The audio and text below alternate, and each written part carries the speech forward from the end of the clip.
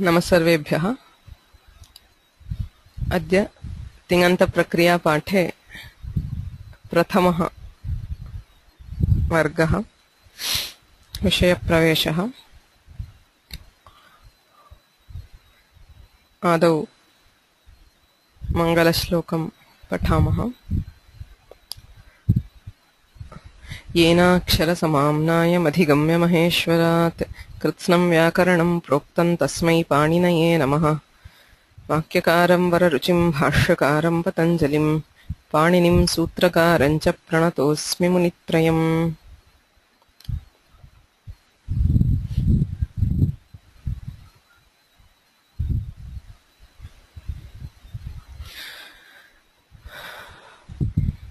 तिङन्तप्रक्रिया इति अयं वर्गः। अस्य मुख्यमुद्देश्यं तिङन्तरूपाणां साधनं कथम् इति अवगमनम्। किं नाम तिङन्तं? तिङ् अन्ते यस्य तत् तिङन्तम्। तिङ् इति प्रत्याहारः, तेन 18 प्रत्ययाः अभिधीयन्ते। ते प्रत्ययाः यस्य शब्दस्वरूपस्य अन्ते दृश्यन्ते ते शब्दाः तिङन्तशब्देन अभिधीयन्ते। सामान्यतः क्रियापदम् इति उच्यमानं तिङन्तं। पठति, अपठत्, पठिष्यति, पठेत्, अपठिष्यत् इत्यादीनि रूपाणि दृश्यन्ते। कति तिङन्तरूपाणि सन्ति यद्वयम् इदानीम् अध्येतुं प्रवृत्ताः? तिङन्तस्य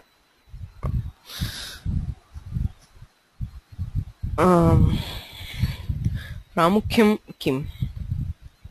व्याकरणमते वाक्ये तिङन्तस्यैव प्राधान्यम्। आख्यातप्रधानः शाब्दबोधः इति उच्यते। भिन्नेषु शास्त्रेषु भिन्नानां शब्दानां प्राधान्यम् अङ्गीक्रियते। यथा तर्कमते प्रथमान्तः, प्रथमाविभक्त्यन्तस्य शब्दस्य प्राधान्यमिति, तथा व्याकरणमते तिङन्तमेव अत्यन्तं प्रधानम्। वाक्यं नाम किम् इति पृष्टेऽपि अन्ये वदेयुः परसमूहः वाक्यम् इत्यादि। अस्माकं मते एकतिङ् वाक्यम्। यस्मिन् वाक्ये एकं तिङन्तमस्ति तदेव वाक्यम्। तिङन्तं विना वाक्यमेव न सम्भवति। तत्रापि ये अन्ये शब्दाः सन्ति वाक्येषु तेऽपि क्रियान्विताः एव उच्यन्ते। कारकान्विता क्रिया वाक्यम्। क्रियापदं कारकैः सहितं वाक्यम् इति कथ्यते। अतः वाक्ये तिङन्तस्यैव प्राधान्यम्। तस्मिंश्च तिङन्ते प्रकृतिभागः अस्ति, प्रत्ययभागश्च अस्ति। तिङन्तस्य प्रकृतिः धातुः इति कथ्यते। तत्र धातुपाठः इत्येव धातूनाम् आवलिः विद्यते। तत्र प्रायः 200 धातवः विद्यन्ते. It is an approximate number because the number of dhatus varies in different pathas. प्रायेण 200 धातवः केवलधातवः इति कथ्यन्ते। एतेषां धातूनां कति रूपाणि भवेयुः? सर्वे जानीयुः 10 लकाराः सन्ति। लट्, लिट् इत्यादयः कालवाचकाः, भाववाचकाश्च 10 लकाराः। प्रतिलकारं न्यूनातिन्यूनं 9 रूपाणि भवन्ति प्रत्येकं धातोः। कर्तरिप्रयोगे यदि परस्मैपदी अथवा आत्मनेपदी धातुः तर्हि 9 रूपाणि, यदि उभयपदी धातुः तर्हि 18 रूपाणि भवन्ति। क्वचित् एतद् अपेक्षया अधिकमपि सम्भवति। प्रायेण एतावत्। So 10 into 9, 90 into 2000, which is 180,000 forms. उभयपदी धातूनामपि परिगणनं क्रियते चेत् 1,02,00,000 लक्षद्वयाद् अधिकानि रूपाणि सम्भवन्ति केवलधातूनां कर्तरि प्रयोगे एव. Okay, just in active voice when you say patati, patatah, patanti, tadrishani rupani, more than 200,000. Punaha karmani athava bhave prayoge tavantyeva rupani. So all lakaras can either be in kartari or karmani. You have the active voice and the passive. So again you have the same number added to it. Tatra punaha dhatubhyaha kechana pratyayaha yojyante. San, nich, yang ityadayah. Yatha pathati, pathitum ichhati, pipatishati, pipatishati. Ityatra sannantaha saha punaha dhatuh. Nich, pathati, pathayati, pathayati, pathayatah, pathayanti. Iti punaha rupani bhavanti. Evam yangadinyapi santi. So there are many pratyayas which are added to the dhatus, and the resultant is again a dhatu. For these dhatus, you have the same number of forms which we saw earlier. Okay. Evam asankhyaani tinganta rupani. It is impossible to give a number of tinganta rupas because it is not just these.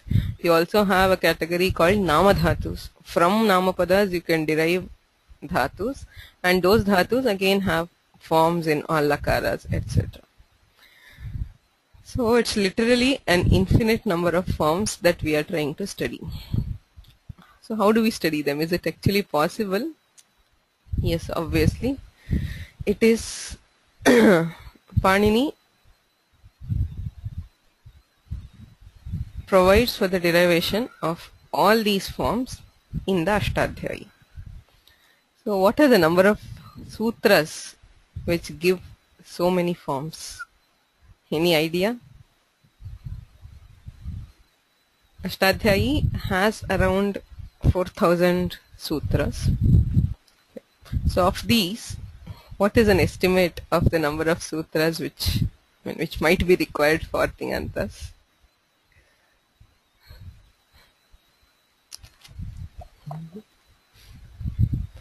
Okay. Yeah. So some people, if you have looked at some of your reference books, which I have told, yeah. So 672 plus there are some which are required for the pratyaya part. She gives only the prakriti part. I mean, I'll come to it later. We are going to study through a method which is pioneered by Dr. Pushpa Dikshit.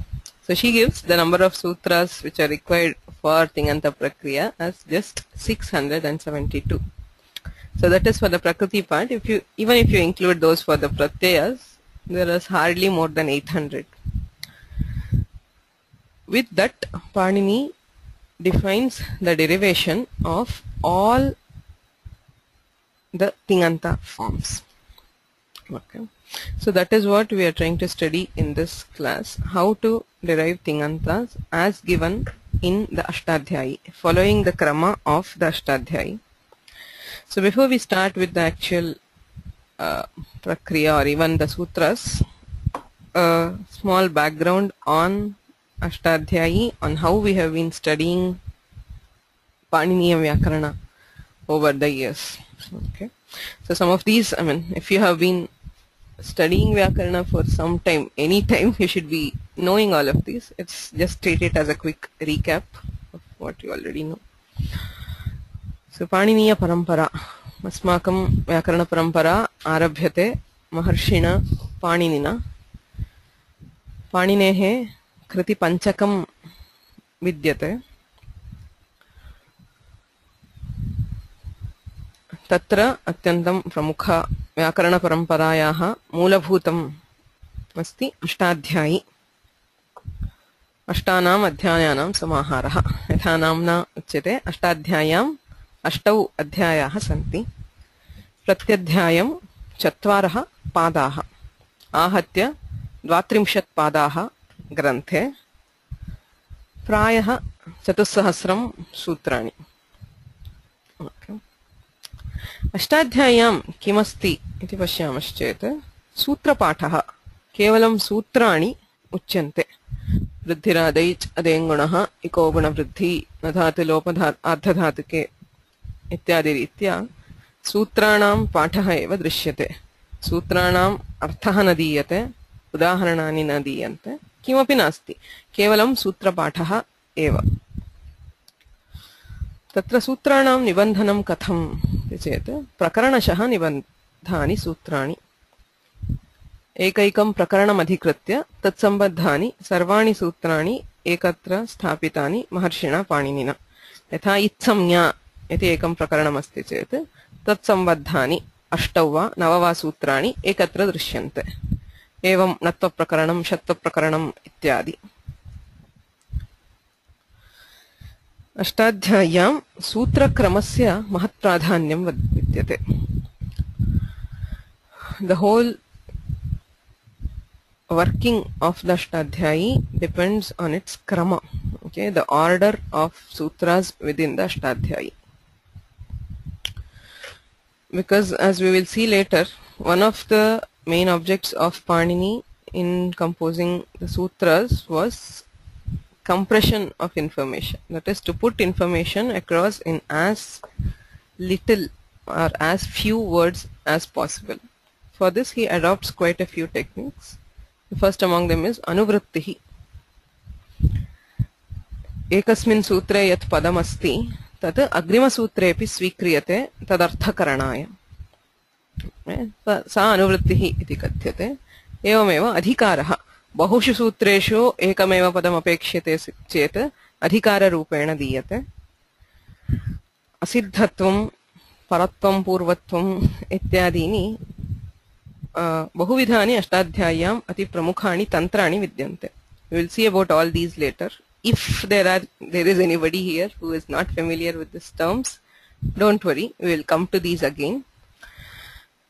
So these are all the main. All these techniques depend fully on the order of the Ashtadhyayi.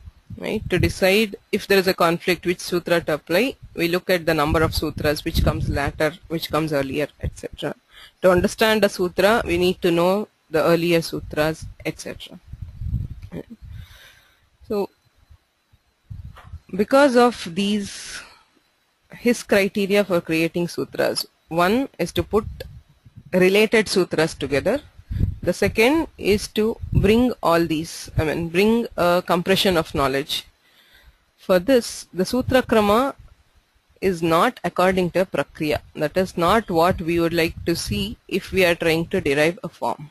Okay? So it depends completely on Prakarana and on things like Anuvritti and Adhikara. So Ashtadhyayi is a self-complete text of grammar. That is, it contains its own technical terms as samnyas. It contains rules which tell how to interpret Ashtadhyayi as paribhashas.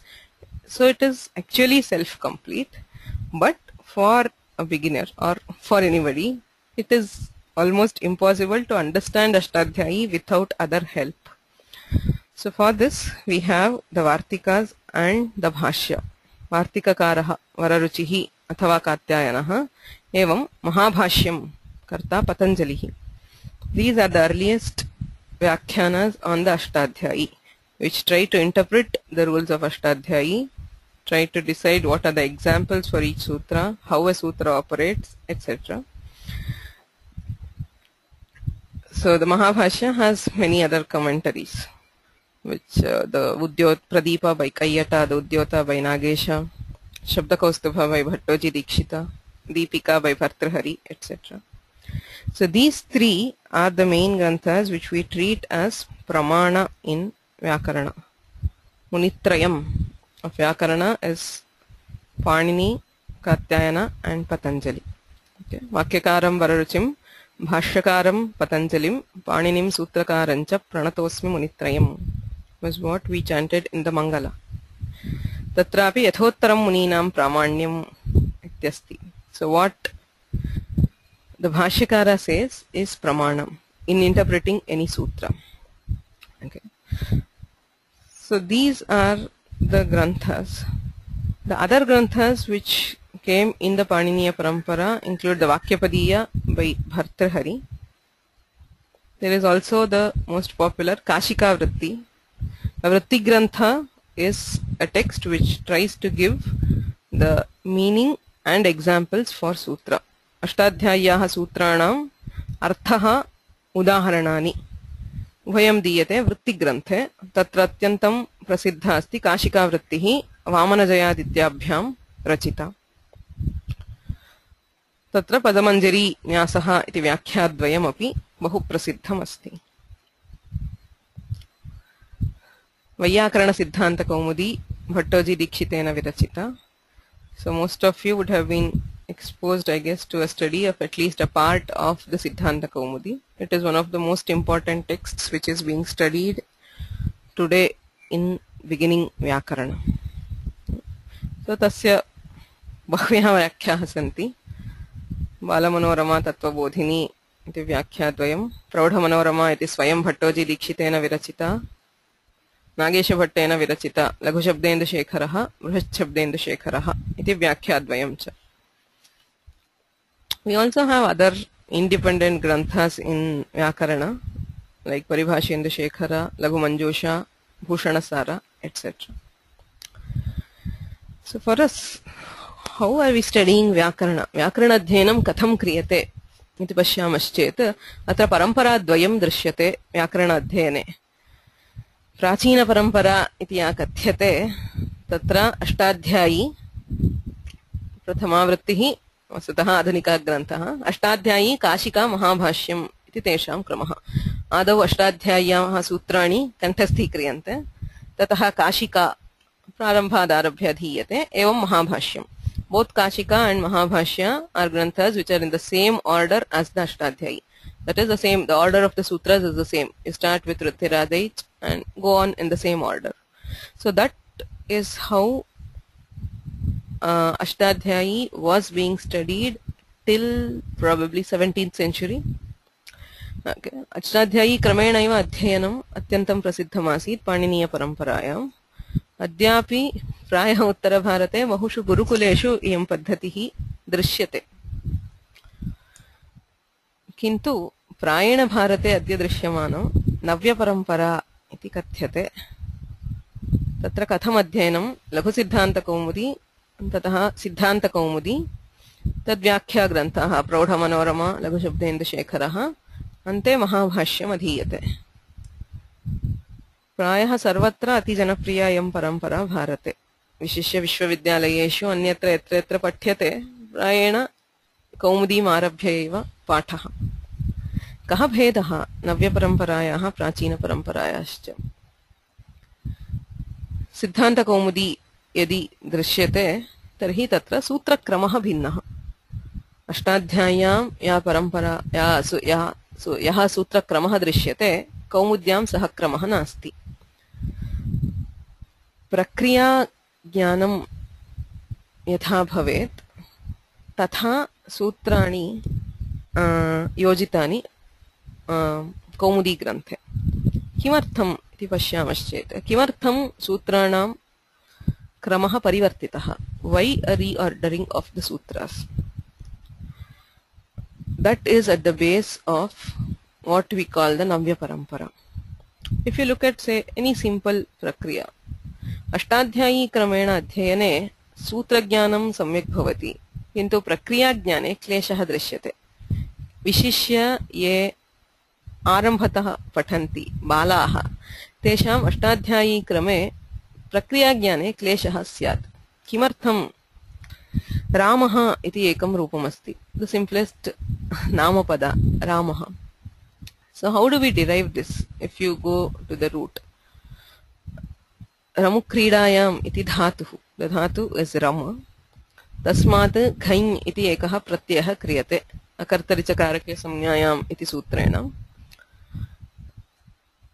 ततः तत्र इत्संज्ञकस्य लोपः. Don't worry, the only point which I want you to note in this prakriya is the numbers of the sutras. Okay, which sutra doesn't matter for now. So there is bhuvadayo dhatavaha, which is 131. So that is for those who are not familiar with this one. The first number always indicates the chapter number in the Ashtadhyayi, which is the first chapter. So the next second number indicates the pada, which is the third pada, and the third one indicates the sutra number. So this is the first sutra and the third pada of the first chapter. Right? So then there is Ghai, which is given by 3.3.19, the Sutra in the third chapter. Then you remove some letters there, and then we do Vriddhi. The Ra becomes Ram, Rama. So Vriddhi, you have a seventh chapter. Then there is a Pratipadika Samya which is given to the word Rama. Then we add a Pratyaya called Su, fourth chapter. Then again we remove some letters. Then we convert this S to R by Sasajoshoruhu, which is in the eighth chapter. And again the Repa is converted to Visarga. The Sutra is again the 8.3. So from 1.1, from the first chapter till the 8th chapter, sutras from almost everywhere are used in creating a number.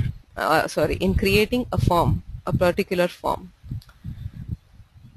So for deriving any form which is used in Loka, you need a jnana of almost everything in the Astadhyayi. Sampurnayaha Astadhyayaha jnanam asti chedeva evam prakriya nirvahaha kartum shakyate. Ataha kim kritam navya paramparayam sutranam kramaha parivartitaha. So people tried rearranging the sutras to help in easy learning of prakriya, of how we derive subantas or tingantas or whatever. So Siddhanta Kaumudi was not the first attempt in reordering. Right? So we have earlier attempts. There was Prakriya Kaumudi by Ramabhadra Dikshita. As the name suggests, it is for Prakriya. There was also Rupavataraha by Dharmakirti. These were texts which were earlier to Kaumudi. But the most famous grantha in this has been Vyakarana Siddhanta Kaumudi of Bhattoji Dikshita. Right? So the speciality of Siddhanta Kaumudi is that it contains all sutras of the Astadhyayi. Even though the order is changed, it contains all sutras of the Astadhyayi in different prakaranas according to Prakriya. You first have the Samya Prakarana, Paribhasha Prakarana, then the Panchasandhi Prakarana, which will help you to learn the Sandhis. Then you have the Shabdadhikara, which is for Subanta forms. Then you have Stri Pratyayas, Karakas, then Samasa, Tadhita, Tinganta, finally Kridantas. Okay. So according to this, Dikshitar changes the order of sutras and gives it. So there is also a compressed version of the Siddhanta Kaumudi, which is the Laghu Siddhanta Kaumudi by Varadaraja.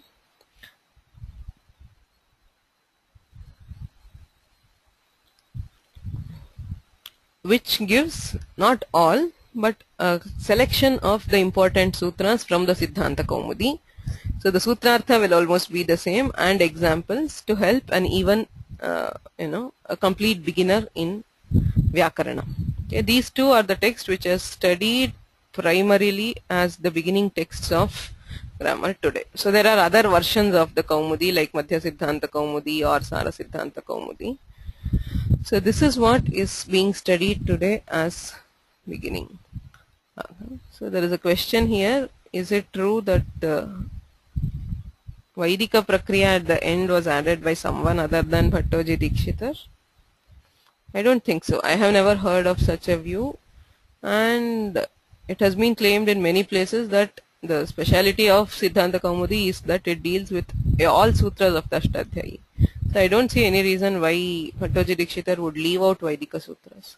He puts them at the end, collects them together and puts them at the end, but I do not think he would leave that out. But as far as I know, no. The entire Kaumudi was by Dikshitar.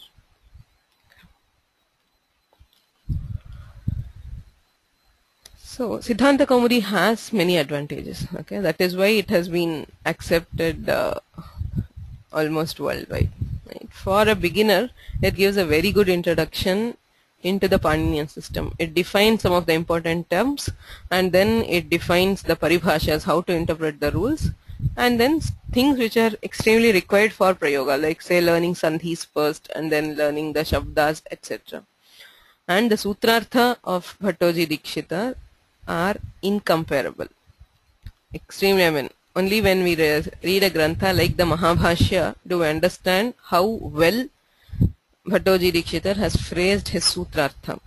It is amazing. I mean, he puts in all the discussion at the Mahabhashya, he distills and puts in a sentence or a phrase. Okay. So it's a very good text for beginners. Yet, we find that there are some, what we call disadvantages in studying entirely through the Kaumudi Krama without having the Astadhyayi. The problem today is not Kaumudi. It is that Kaumudi has been taken leaving the Astadhyayi. Like even me, when I studied, it was mostly, we studied through the Kaumudi, we hardly ever looked at the Astadhyayi or the Krama of the Astadhyayi. The numbers next to the sutras were just numbers without any context. Okay? So that has been the main disadvantage in learning in the Kaumudi Krama. Astadhyayi Kramasya Jnanam na jayate. Yatha Kaumudyam Sutrani Dattani Tathaiva Adhiyante. Tasya Sutrasya Astadhyayam kim sthanam tasya sthanasya kim pramukhyam iti na jnayate asmabhihi. Adhikarasya anuvrittehe va avagamanam na bhavati. Yatha halantyam iti prathamam sutram asti. Upadeshe antyam halitsyat iti dikshitehi sutrartha diyate asmabhihi tadavagatye agre gamyate. Katham eshaha sutrartha labdhaha atra ka anuvrittihi ityadi Kaumudi Kramena samyak na jnayate. Adhikaraha va anuvrittihi va etesham avaganamanam na bhavati. Sutrasya sampurna jnanam. Siddhanta Kaumudyam kim bhavati yatra tasya sutrasya prathamam prayojanam drishyate tatra tat sutram nibadhyate. Vishishya udaharanartham Tinantaprakrane pashyamaha. Ekasmin sutre bahuni padani diyante. Yatha अथवा नामपद प्रकरणे एव पद्दन्नोमासृन् निशसन् दोषन् यशन् यकन् शकन् उदन्नासन् चस् प्रभृतिषु इत्यनेन आदेशाः दीयन्ते. सो यत्र तस्य प्रथमं प्रयोजनं दृश्यते तत्रैव तत्सूत्रं दीयते. तत्र पादशब्दस्य पदादेशः इति. सूत्रे अन्ये ये शब्दाः सन्ति तेषां विषये पूर्णतः ज्ञानं न प्राप्यते. तत्रापि तिङन्ते यत्र पश्यामः बहूनां धातूनाम् एकं कार्यं यत्र उच्यते तत्र प्रथमस्य धातोः ज्ञानमेव भवति. अन्येषां धातूनां विशिष्य ज्ञानं न सम्भवति कौमुदीक्रमेण अध्ययने. Because we are not studying a sutra completely. We are only studying the context in which the sutra occurs in the prakriya. So we understand what that sutra does for that prakriya and do not understand what is the role of that sutra as a whole. So these are some of the disadvantages of Astadhyayi. Yet, because it is such a useful text at the beginner level, we see that it has been accepted everywhere. Okay. So there's a question here which is very important. So the question is, so in Navya Parampara, is it necessary to memorize the Bhattoji Vyakhya, that is the Sutra Artha along with the Sutras? Yes, that is the problem. Because without a Sutra Artha, we cannot understand a Sutra in the Navya Parampara. Because it is out of the context. If we learn the Astadhyayi, because we know the previous Sutras, we know the Anuvritti, we can understand the Sutra from the context. Since the context is removed, rather the sutra is removed from its context, if we don't have the sutra artha, we cannot understand the sutra. That is the main issue with studying through the Kaumudi Krama. Unless you have the sutra artha, you know the sutra and you know the sutra artha, then only you can understand the sutra. If you just read a sutra as it is in the Siddhanta Kaumudi, it is almost impossible to understand it.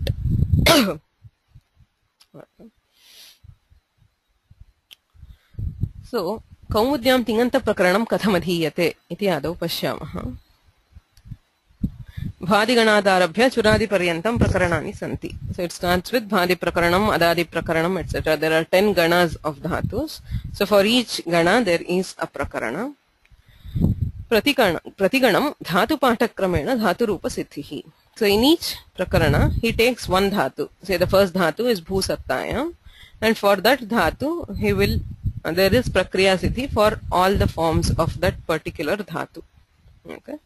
So lat, lit, lut, lit, lot, lang, vidhiling, ashirling, lung, ling. So this is the order of lakaras which is followed.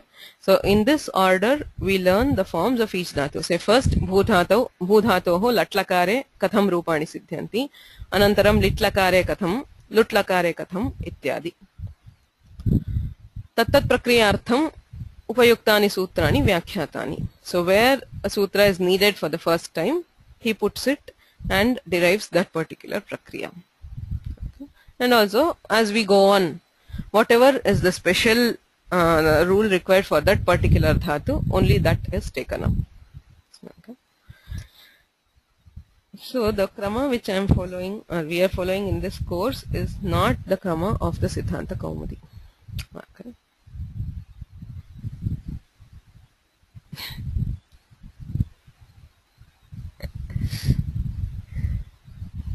So the krama that we are going to follow is one which is, it is probably wrong to say that it is the method of Dr. Pushpa Dikshit, but she was the one who has pioneered the use of this method now. It is actually the krama of the Astadhyayi. Okay, the main reliance is on the Astadhyayi.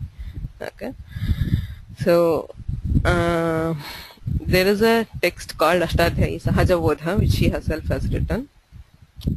So the main difference, the main shift in paradigm in learning the prakriya is we learn not according to the dhatus. That is, we don't take dhatus one by one and study them. Instead, we study according to the lakara. That is, we take one lakara and learn the forms of all dhatus in that particular lakara. So if you take lat lakara, so there is everything, first gana, first to 10th, probably not in the krama of 1, 2, 3, 4, but according to some other krama, we study it according to the lakara. Okay. So why this happens? This is what is very important in understanding. What happens when we study, if you look at the krama which is given here, lat, lit, lut, lut, lot, etc. What is this krama? This is nothing but the akara krama. You see, lat is a, e, u, r, l. Again a, e, u, r. Okay. So the swara, according to the swara krama, these lakaras have been arranged, and there is no relation between the lakara. That is, if you take lat lakara and if you take lit lakara, the forms are as different from each other as possible. Say you study bhavati and then we study babhuva, it's like there is absolutely no relation. There is no sutra which repeats in the prakriya between bhavati and babhuva. Again, lut is completely different, lit is completely different. So her point is, it is more natural to study lakaras which are related. So if you say, if you take bhavati, bhavatu, abhavat and bhavet, you see that they are almost the same. Say bhavati and bhavatu and abhavat, that bhava is a common factor. Right? So we derive that bhava by a particular thing. So it is easier to study related lakaras together rather than studying in the krama of the lakaras there. Okay? So that is why there are two major sections to studying Tinantas by this method. One is what we call the Sarvadhatuka Khanda, and the other what we call the Ardhadhatuka Khanda. So in the first part we study 5 lakaras, lat, lot, lang, vidhiling and late. In the second section we study the other 6 lakaras, lit, lut, lit, ashirling, lung and rung. Okay.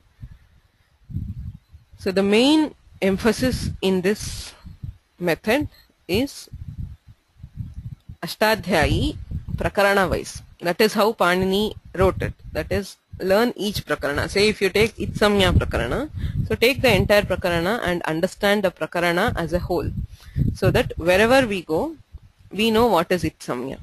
Okay, define it completely and then move ahead. Okay. So and then there is also a change. So the first major change is in the change of the order of the lakaras. The second major change is in the change of the order of the dhatus. Okay, the dhatu patha, which is given in the order of the final letter. Okay, if you look at the dhatu patha which is the Paniniya Dhatu Patha, the order of Dhatus, it follows a particular order. You have Atmanepadis together, you have Parasmaipadis together, based on the ending letter. You have Chavarganta, Kavarganta, etc.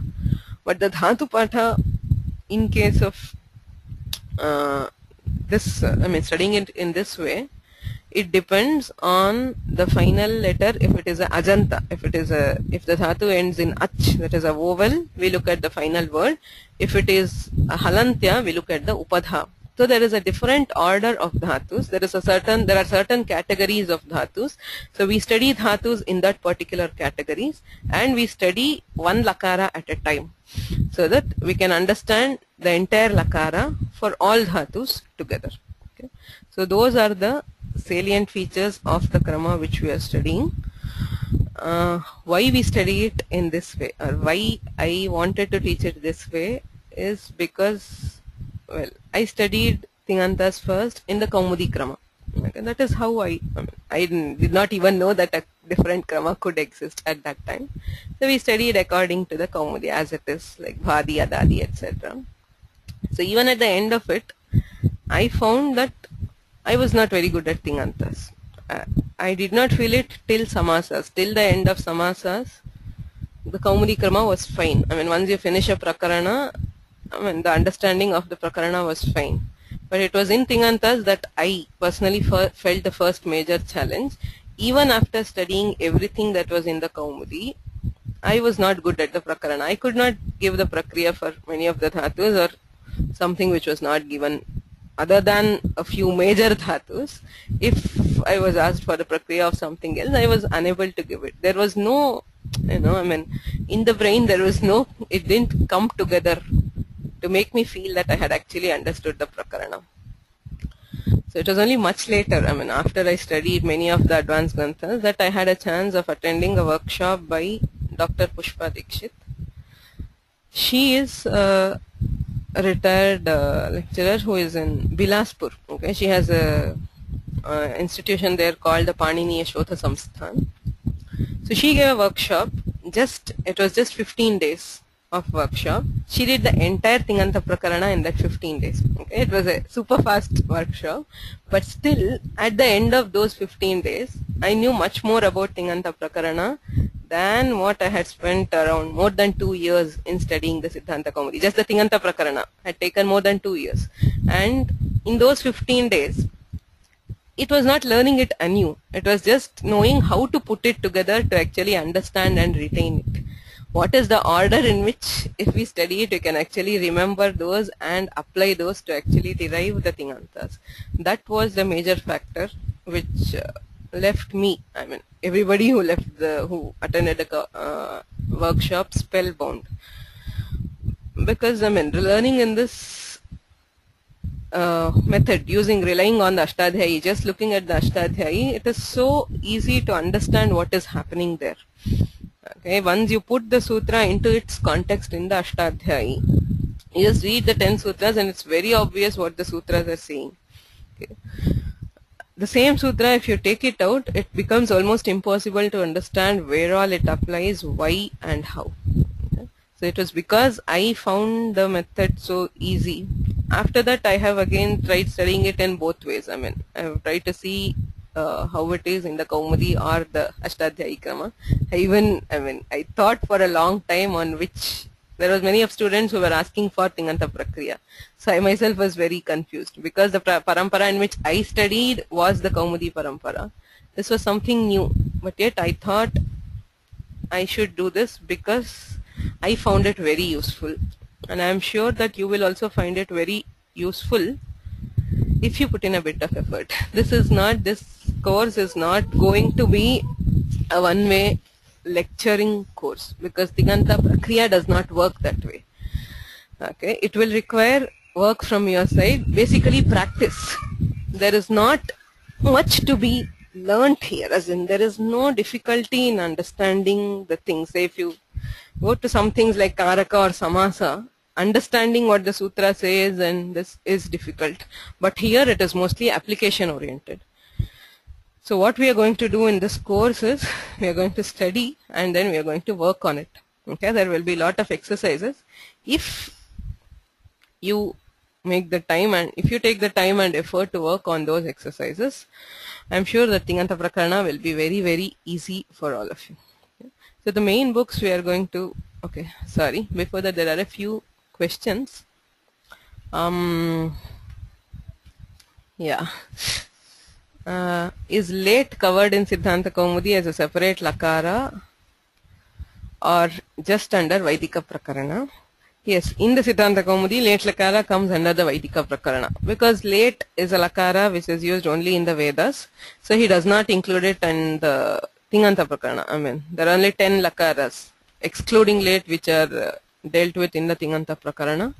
We study about late only in the Vaidika Prakarana. And since Vaidika Prakarana is mostly not studied, we all end up not studying the late lakara. But Pushpa Dikshit, her emphasis is that late is like any other lakara, and she derives the forms of late lakara along with the other lakaras. Okay. So for each dhatu, yeah, she gives the ways for deriving for late lakara, all forms, for all dhatus.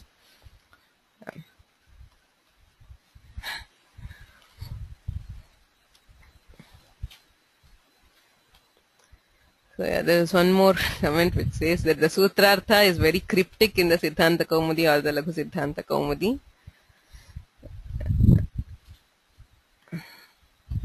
Yeah, so yeah, that is because Dikshitar put so much into his Sutrartha. Dikshitar Sutrartha is not just, a simple artha of the Sutra. It has so much more.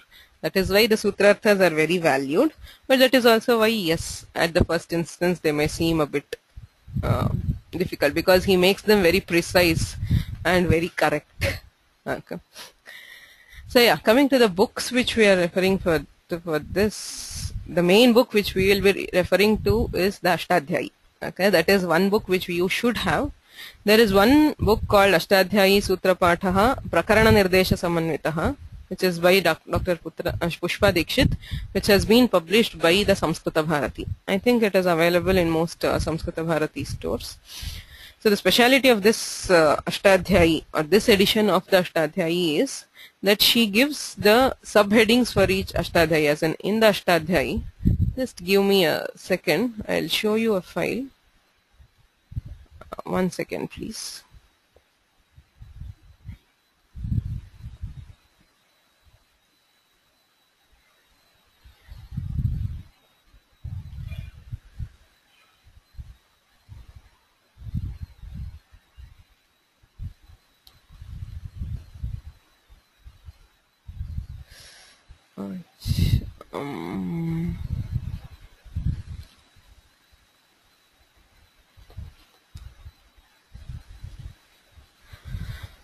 Sorry, I don't have the file in my computer right now, but I'll share the file with all of you. That file has two features. One is each prakarana. Say if there are 9 sutras for Itsamya, she heads it as Itsamya prakaranam. And then say Ardhadhatuka prakaranam, Dvitva prakaranam, Shatva prakaranam, etc. Since each thing is comes with a heading, even while you are reading the Astadhyayi, I mean, just looking at the Astadhyayi, you will be able to understand what exactly the sutras are related to. Okay. So, there is a file. I mean, I have a soft copy in which there is in this book. Okay, I'll come to that later. So first, some people say that it is not available in the Chennai Samskrita Bharati. Maybe. So then, I mean, it is. I'll find out if it is available or where. It is available. I know it is available in Aksharam in the Bangalore thing. It is available in the Delhi one. That's where it's published. It is also available online. I mean, I saw and they say it is available online through the website of Samskrita Bharati. You can check it out from there. It is not Lakara Sarani. Lakara Sarani is a different book from the same author. There is Astadhyayi Sahaja Bodha is again different. Oh, okay. I am told that it is not available in Chennai or Delhi. Very surprising. But yeah, I mean, those books have been very popular, so maybe they have gone. No. Pratibha Prakashan has published only the this one. Okay, 1 second. Why am I unable to unmute?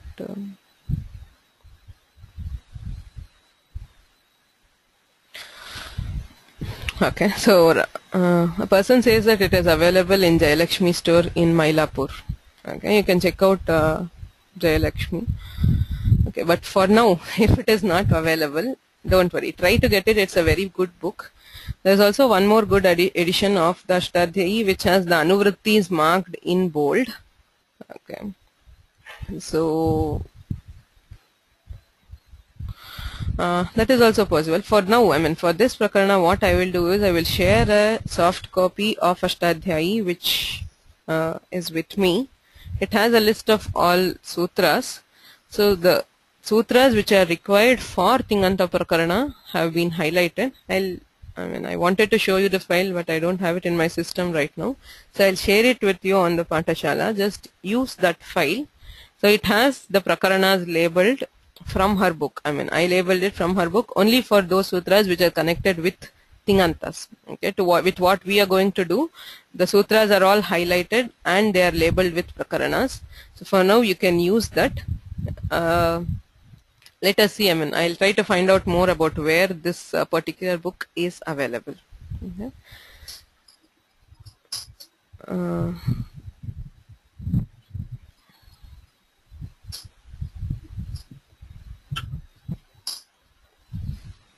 Okay. So there is one more book by the same author which is called the Prakriyanusara Paniniya Dhatu Patha. So a Dhatu Patha, according to what is for the Prakriya, she has divided the Dhatus into different groups based on how they act or how they are affected.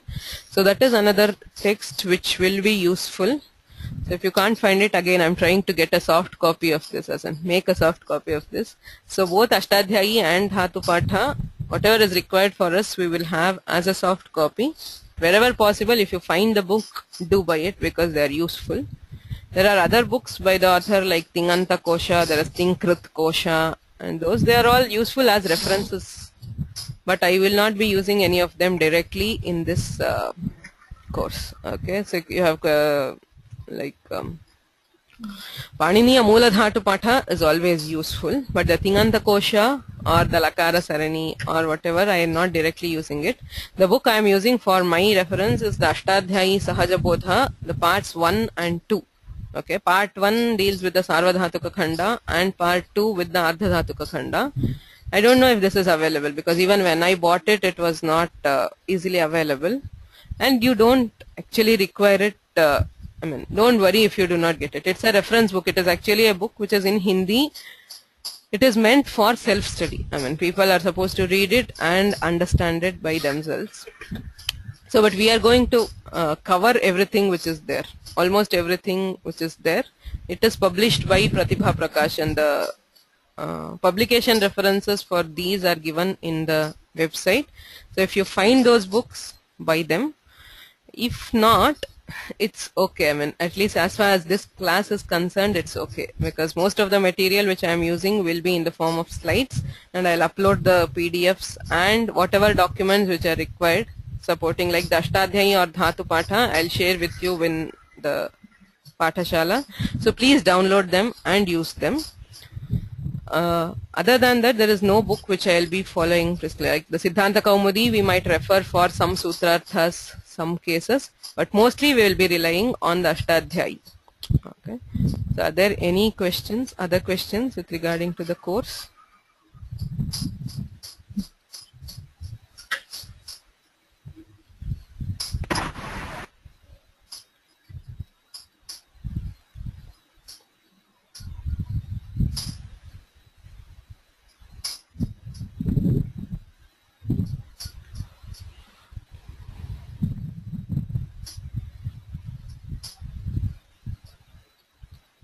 There was one more question with quite a few people asked me before the course. What is the level of Vyakarana Jnana which I expect from students of the course?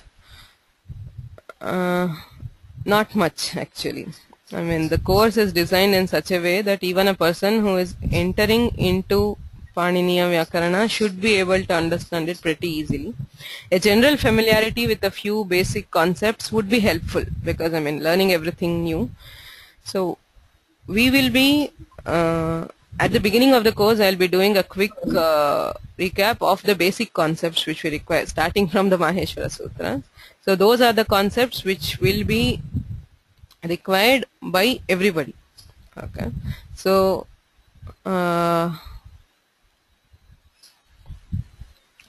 those are what we'll do, a quick recap. If you do not have any introduction, I mean, if there is anybody who is coming into Vyakarana for the first time and does not know Paniniya Vyakarana at all, my advice would be that there is a KSOU MA course which I did some time back, the first year MA course, which is available at sanskritfromhome.in. So please take up that course. The first few classes, there are some 4 or 5 introductory classes which cover the basics of Paninian system and the basic terms and all. So if you go through those 5 or 6 lessons, that should be more than enough to give an introduction. So apart from that, no previous knowledge of any of the prakaranas of the Kaumudi is not required. I mean, it is not assumed. Okay? If you already know it, it's very good, because it will be much more easier to understand. But it is not required to have studied, say, Kaumudi so far or so much for understanding this. Okay? One thing is, Tinantaprakriya is a completely different set, so it does not depend much on the previous factors. Second thing, in this method, I mean, going through the Astadhyayi, we will do it prakarana wise, so you should be able to understand it easily. The main factor, I repeat, is working out. From next class, every class we will have some form of the exercise or the other. If you keep working on those, that should be more than enough. Okay. So today we will do a bit of, say, Apurva Siddhata. What are things which we will study before we go into the actual Tinantaprakriya? तिङन्तप्रक्रियायाः अध्ययनात् पूर्वं किञ्चित् अध्येतव्यं व्याकरणस्य विषये, पाणिनीय व्यवस्थायाः विषये. So these are all things which very basic. So people who already know this, please excuse. So we will do a quick recap for those who don't. Sutram नाम किम्? अष्टाध्यायी इत्युक्ते सूत्रपाठः. सूत्रं नाम किम्? अल्पाक्षरम् असन्दिग्धं सारवद् विश्वतोमुखम् अस्तोभमनवद्यञ्च सूत्रं सूत्रविदो विदुः इति सूत्रस्य लक्षणम्. सूत्रं नाम किम् इति चेत् 6 लक्षणानि सन्ति. एतत् सर्वं यस्मिन् भवति तत् सूत्रम्. सूत्रम् इति पदं न केवलं व्याकरणे प्रयुज्यते, अन्येषु शास्त्रेषु भारतीय परम्परायाः एतद् वैशिष्ट्यं यत् सर्वेषु शास्त्रेषु सूत्राणि विद्यन्ते. Sutra is the most effective way of conveying information in minimal words. Okay? So Sutra, not a Vyakarana Sutra, any Sutra will have 6 characteristics. Alpaksharam, Asandigdham, Saravat, Vishwatomukham, Astobham, Anavadyam. Alpaksharam, Nama Sankshiptam, Yavanti, Alpani, Aksharani, Bhavitumarhanti, Tavanti, Upayujyante. So to put it in as less letters, it's not even words, it's not using minimal words, it's using minimal letters. So there is a saying in regarding Vaiyakaranas, Ardhamatra Laghavena Putrotsavam Manyante Vaiyakaranaha. If it is possible to reduce what is being said by half a matra, okay, so Vaiyakaranas treat it as being equal to a child being born. Okay, so that is the pradhanya which is given to compression. So Alpaksharam Asandigdham, Alpamuchyate ityukte sandigdhataya uchyate tina. The meaning should be clear. Sandeha rahitam, yatra sandehaha na bhaveyuh tadrisham api bhavet. Saravat, Gabhiram, it should have a lot of stuff in it. I mean, you do not create a sutra for telling something which is not deep. A sutra always conveys something which is deep and which is weighty. Vishwatomukham, Vistritopayogitvam, Bahumukyam. एकं रूपं साधयितुम् एकं सूत्रं कर्तुं न शक्यते. बहूनि रूपाणि साधयितुम् एकस्य सूत्रस्य उपयोगः यथा स्यात् तथा सूत्रप्रणयनं कर्तव्यम्.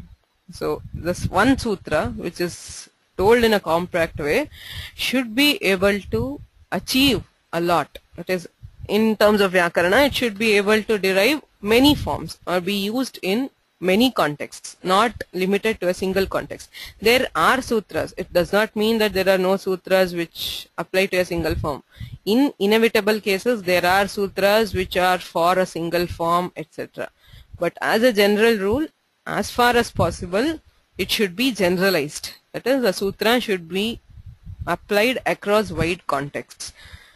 Alpaksharam asandigdham saravat vishwato mukham astobham vyarthamsha rahitam.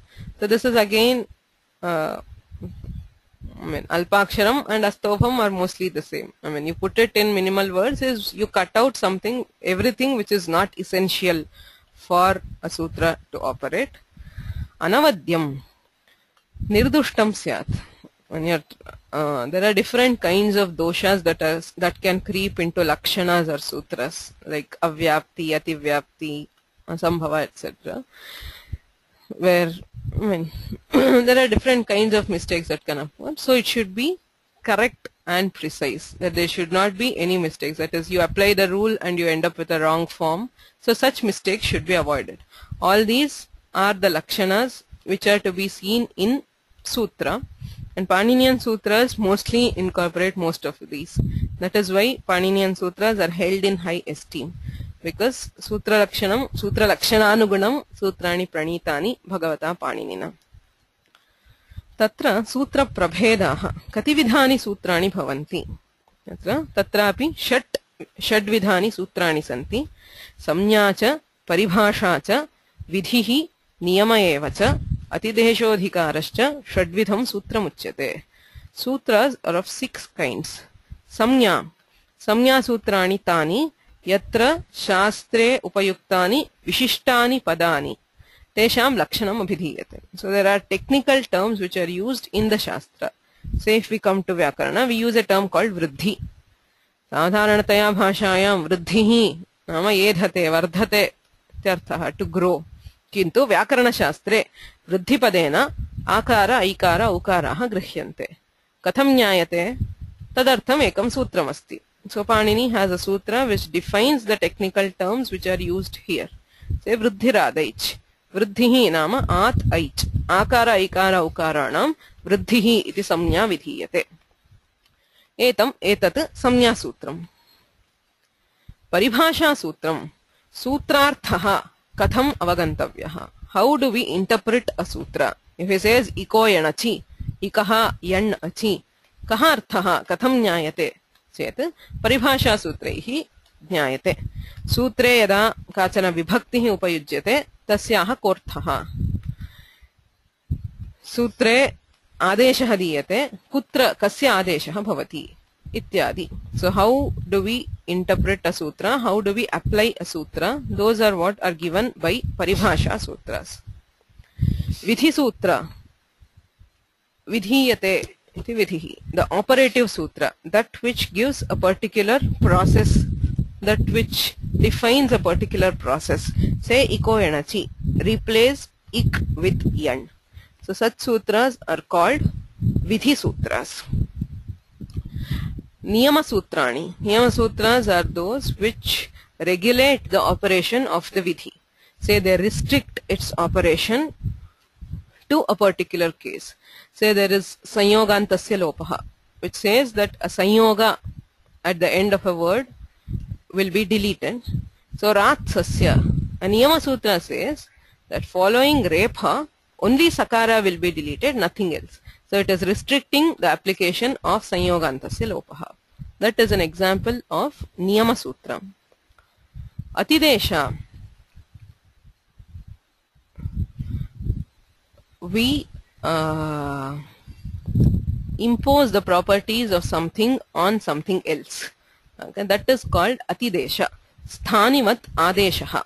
An adesha will behave like the sthani.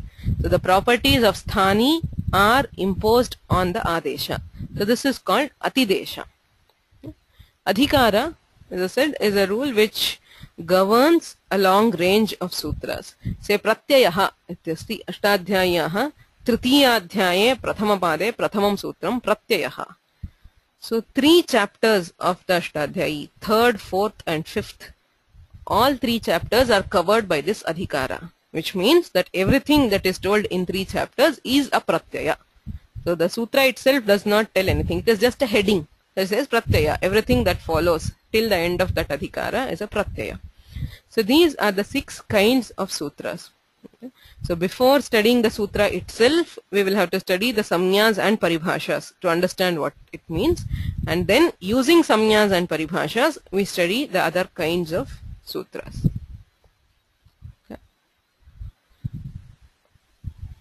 So before learning the Ashtadhyayi itself, we learn the letters or the varnas. Varnamala, matrika pathaha, ityukte prayena asmabhihi yatha adhiyate, taha matrika pathaha ityuchyate. So this is how we study the alphabet of Sanskrit at the beginning. Right? But Vyakarana uses a different ordering of the alphabets, which is what is put in the form of 14 rules, which we call the Maheswara Sutras. Maheswara Sutreshu iyameva varnamala bhinna kramena diyate. Okay. So I hope all of you know the Maheswara Sutras. If you do not, that is the first thing to learn. Okay. Without Maheswara Sutras, without knowing Pratyaharas, it is impossible to study Vyakarana. Okay. So I'll cover this very briefly today. If you are not familiar with Maheswara Sutras or not comfortable with using Pratyaharas, please go home and practice it for a week before next class. It's very, very important. Maheswara Sutrani Ayun Ruluk E Ong I Ouch Adav Chatvari Sutrani.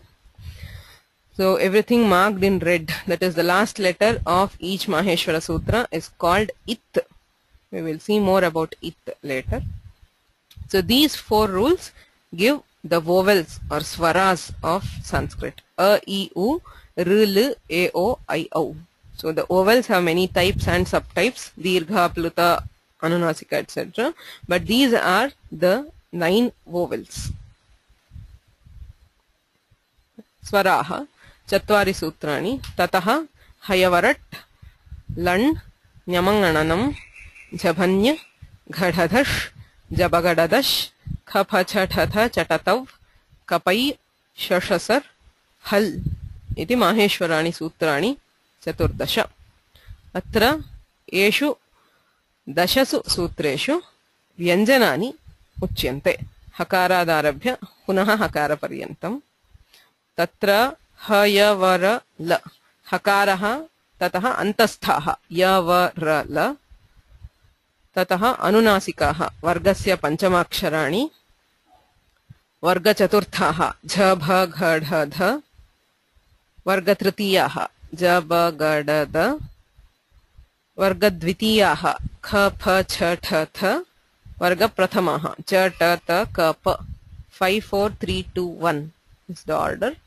Ante Ushmanaha Shashasaha Tatra Hakaradarabhya Shakara Paryantam Hash iti Hayavarat ityarabhya Jabagadadash iti Paryantam Mridu Vyanjanani. Right? The 3rd, 4th and 5th letters of each varga Hayavarala. These are the Mridu Vyanjanas. Khapa Chathatha Chatata Kapa and Shashasa. These are the Karkasha Vyanjanas. Okay.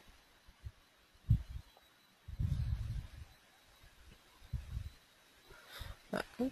So there are 2 sets. There are different sets, as you can see. There are sets for Mridu Vyanjana, Karkasha Vyanjana, for Antasthas, Anunasikas, etc. Okay. So the main purpose of Maheswara Sutra and the krama of the Maheswara Sutra is to be able to take each of these groups together. Say there is a group called Swara. Even within Swaras there are subgroups. So there are Vyanjanas, there are so many subgroups within the Vyanjanas. So how to denote these letters in short is the whole purpose of the Maheswara Sutra, which is done by a pratyahara. Okay. So what is a pratyahara? Pratyahriyante sankshipyante anena iti pratyaharaha. Pratyaharas are those which help us to abbreviate letters. Okay. So each pratyahara will have two letters. Adivarnaha, itsamyakaha varnaha. So itsamya, in case of Maheswara Sutras, the last letter of each sutra is called it. So you can join any letter with an itsamya letter to get a pratyahara. Say an, a, I, un ityatra akaraha asti, ante itsamyakaha nakaraha. An iti ekaha pratyaharaha. Tena kim uchyate? A, I, U. Madhye ye varnaha. Adivarnaha itsamyakaha varnaha. Madhye ye varnaha tatha adivarnaha. All of them, the first letter and everything that falls in between is given by the pratyahara. So an is an abbreviation for a, I, U. Ach ityasti. A, I, un, rluk, e, ong, I, ouch. So ach pratyaharena ke varnaha grihyante a, I, U, rl, e, o, I, o. So the letters with it samya are not considered.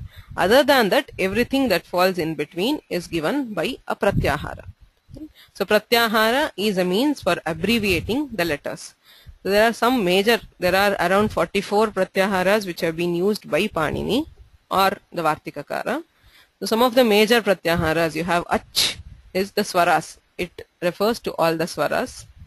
There is hal from Hayavarat till the final lakara, which is the consonants. There is al, which is any letter from akara till hal. So all letters are given by the abbreviation al. So hash is mridu vyanjanas. So there is a question on how they are defined as mridu vyanjanas. It is hash, it's a pratyahara. They are defined so because of an inherent property which they have during their ucharana. If you study there is something called sthana and prayatna. The art or the science of pronunciation has been very well studied in our shastras, Vyakarana and also Shiksha Shastra, which studies how these letters are pronounced, what is the effort taken, what is the place from which they originate in the mouth. So depending on that, these letters fall into one group which are called the mridu vyanjanas. Okay. So the prayatna for them, it is defined on the basis of the effort which are required for pronouncing them. So the third, fourth and fifth letter of each varga and ya, ra, la, va, ha, they are called mridu vyanjanas. Okay. Similarly, there is the opposite group called the karkasha vyanjanas, denoted by kar. Okay. The first and second letter of each varga and sha, sha, sa. These are called kar or the karkasha vyanjanas. So jash is a pratyahara for the third letter of each varga. So yan is ya, va, r, l, the antasthas. Shal is for the ushma varnas, sha, sha, sa, ha. So these are some of the major pratyaharas which are used in Panini. There are 44 in total. So if you want to learn more about the Maheswara Sutras and the pratyaharas, so as I said, please go to the KSOU MA first year course. So in the beginning, in the first few lessons, there is a very detailed discussion on Maheswara Sutras and pratyaharas. Okay, all pratyaharas, all possible pratyaharas, and this have been defined. Okay, so that is one question on what is the best way to learn Maheswara Sutras. So no problem. If you go through just one or two lessons, you should be able to understand about it. So there is another question. Is there any work by an Indian grammarian that discusses why Panini uses these particular its in each of these 14 sutras?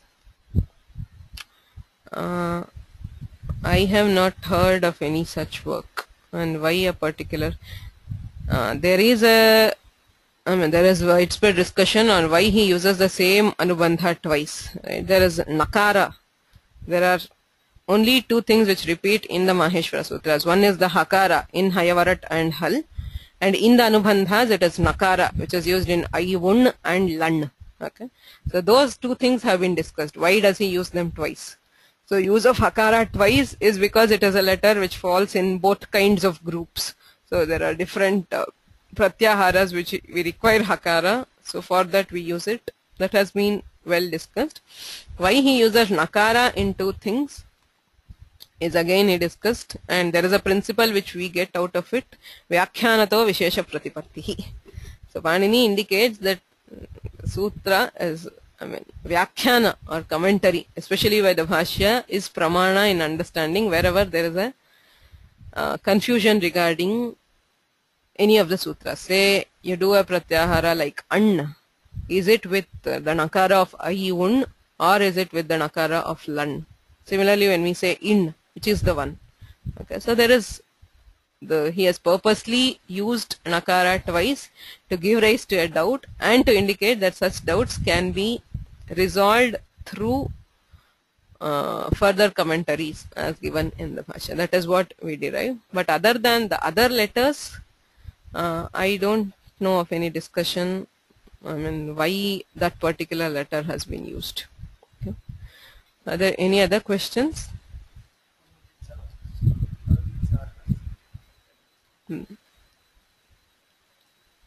Yeah.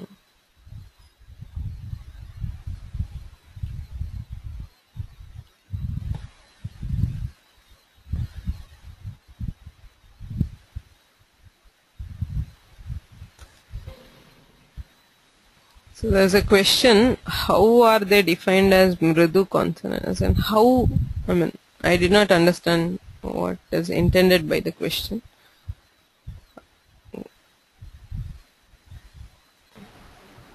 Yes, Yogesha. नमस्ते. हाँ. माहेश्वर सूत्र प्रदर्शनावसरे मृदुव्यञ्जनानि इमानि च कर्कषव्यञ्जनानि इति. तत्र मृदुव्यञ्जने केचन महाप्राणवन्तः वर्णाः समाविष्टाः. तर्हि महाप्राणवन्तः वर्णाः यदि भवन्ति चेदपि मृदुव्यञ्जनम् अथवा कर्कषव्यञ्जनमिति भेदकरणं कथं भवति इति जिज्ञासा. सत्यम्. अल्पप्राणः महाप्राणः इति भिन्नः विभागः, मृदु कर्कश व्यञ्जनानि इति भिन्नः विभागः. वर्गाणां द्वितीयचतुर्थाः महाप्राणाः, अन्ये अल्पप्राणाः.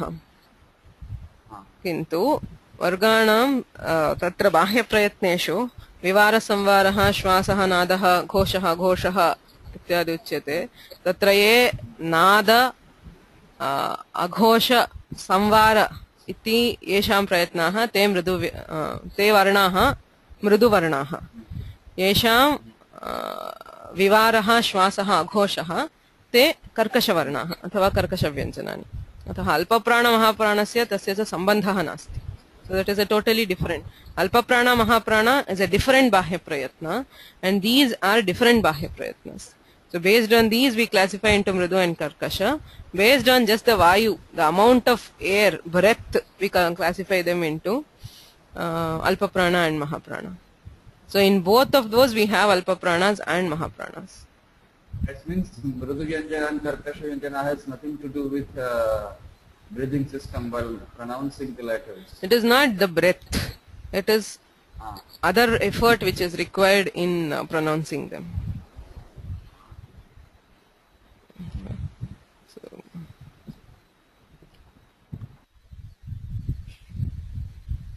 So अन्यः प्रश्नः ऊष्माणः तदेव शल् श-ष-स-ह इत्येतेषां वर्णानाम् ऊष्मवर्णाः इति संज्ञा. We call them as ऊष्मवर्ण. Ushma means heat. When you pronounce sh-sh-s-h, when you hold a mirror in front of you, close to the mouth, you see that a fog is formed. It is because it is pronounced with force.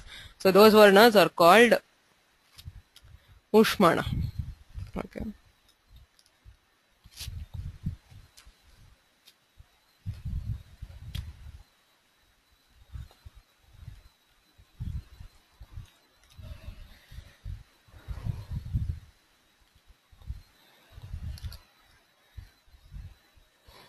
So there is a question, can I explain Vivara, Samvara, Nada, Ghosha Unfortunately, no. I'm also trying, looking for actual definitions of these Bahya Prayatnas. There are 3 sets: Vivara, Samvara, Nada, Shwasa, Nada, Ghosha and Aghosha. I have so far not been able to find a definition for these. We find definitions for the Abhyantara Prayatnas, why they are called so. But for the Bahya Prayatna, so far I do not know. I'll see, I'll try to find out. I have been trying since a long time and I've so far not yet found out. We just know that some Varnas are classified as this and some as that. So what exactly the Prayatna means, I need to see. Okay. So we'll stop here for today. From next class, we'll study the construction of the Astadhyayi, how to understand sutras according to the Astadhyayi, and then we will see the basic samyas and paribhashas which are required for Tinantas. For studying Tinantas, we require some paribhashas and some samyas. So some of these we might have studied earlier, but we'll do a quick recap of what we require for Tinanta, and then we'll start with the actual dhatus. Okay, sorry, there is one more question. The 11 Bahya Prayatnas. Yes, there are 6 are these: Vivara, Samvara, Shwasa, Nada, Ghosha, Aghosha. There is Udatta, Anudatta, Swarya, which is for the Swaras, and there is Alpa Prana, Mahaprana. They are the 11 Bahya Prayatnas. Yena akshara samam nayam adhigamya maheshwarat kritsnam vyakaranam proktam tasmai paninaye namaha. Vakyakaram vararuchim bhashyakaram patanjalim paninim sutrakaram cha pranatosmi munitrayam. Yes, Paul, you have a question? Yeah, I have this. I have this Panini Dhatu Pataha is by Pushpa. Is that the one of the books you're talking about? Yeah, she has 2 Dhatu Pathas. One is Mula Dhatu Patha. She has published 2. One is a Mula Dhatu Patha and the other is Prakriyanusara Dhatu Patha. So, one is in the order in which it is found in the Dhatu Patha. The other is she changes order according to how she divides them. So, the one how she divides them is what I was talking about. The other Dhatu Patha is also useful. Yeah, I think not. This one clearly says... Huh? This one's pretty small. No, that is also very small, but it's just a rearrangement of the dhatus. According to how they form categories. Okay. So see if you can find them sometime. Okay.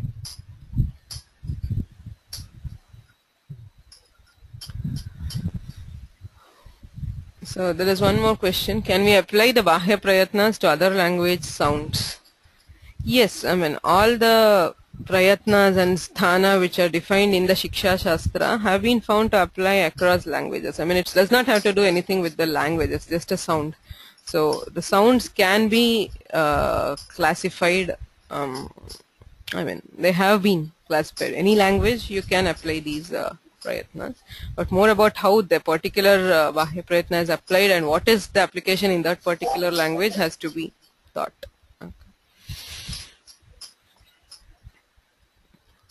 Oh, yeah, there's a question on the, yes, the class, and there's a question on the timings of class. The class is always on Sundays, morning 5:30 to 6:45 or 7 a.m. IST, okay, only on Sundays. Okay. Yeah, thank you.